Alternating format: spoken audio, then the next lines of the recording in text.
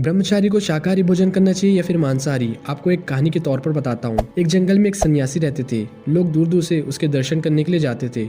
जो भी जाता उनको शांति मिलती थी। एक दिन उस राज्य के राजा वहाँ भी गए। सन्यासी वृक्ष के नीचे बैठे थे। सर्दी और जुकाम से बचने के लिए उनके पास कोई प्रबंध नहीं था। ये देख राजा बोले, हे महात्मन, आपको यहाँ बहुत कष्ट होता होगा, आप मेरे साथ चलिए, महल में रहिए। सन्यासी नहीं माने, लेकिन राजा की काफ़ी जिद करने पर वे जाने के लिए राजी हो गए। महल में सन्यासी अच्छे कमरे में रुके। हर समय नौकर उपस्थित रहते थे। अच्छा भोजन मिलने लगा। राजा रानी दोनों उनकी पूजा करते थे। इसी तरह 30 दिन बीत गए। एक दिन रानी नहाने गई और नहाने के बाद अपनी कीमती हीरो का हार वहीं भूल गई। रानी के बाद सन्यासी नहाने गए। हार दिखाई पड़ा, जिसे उन्होंने उठाकर अपने कमंडल में छिपा लिया और महल छोड़कर भाग निकला। कुछ देर बाद रानी को ख्याल आया और हार ढूंढा गया तो महल में सबको पता चल गया कि वह सन्यासी चोरी करके भाग निकले हैं। राजा ने सिपाहियों को उनकी खोज के लिए भेज दिया।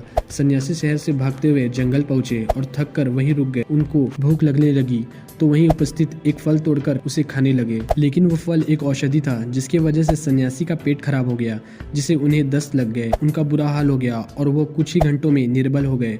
फिर उन्हें हार का ध्यान आया और उन्होंने खुद से पूछा, ये चोरी मैंने क्यों की। दिन ढलने लगा था। सन्यासी महल वापस गए और राजा से माफ़ी मांगी कि चोरी मैंने की थी।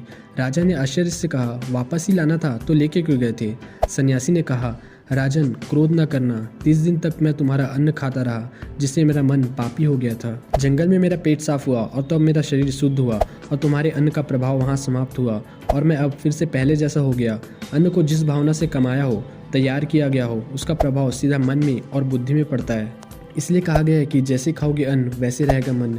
यदि आपके जीवन में महान चरित्र चाहिए तो आपको आहार को सही रखना पड़ेगा, क्योंकि जितना शुद्ध आपका आहार होगा उसी के अनुरूप आपके शरीर में ऊर्जा बढ़ती चली जाएगी। दोस्तों, इस स्टोरी के पीछे का मेरा कहने का मतलब है कि आप जिस तरह से अन्न खाओगे या फिर जिस तरह से कमाया गया हुआ अन्न है, उस तरीके से आपका मन और बुद्धि होता चला जाता है। इसलिए ब्रह्मचारी को हमेशा सात्विक और शुद्ध भोजन ही करना चाहिए, तभी आपका मन शुद्ध और सात्विक रहेगा और आप ब्रह्मचारी तभी कहलाओगे। वैसे तो ब्रह्मचर्य का अर्थ है ब्रह्म की राह पर चलना, मतलब ईश्वर की राह पर चलना। अगर आप ईश्वर की राह पर चल रहे हैं तो आपको तामसिक भोजन तो दूर की बात है, आपको सात्विक भोजन ही करना पड़ेगा, तभी आप ब्रह्मचर्य कहलाओगे।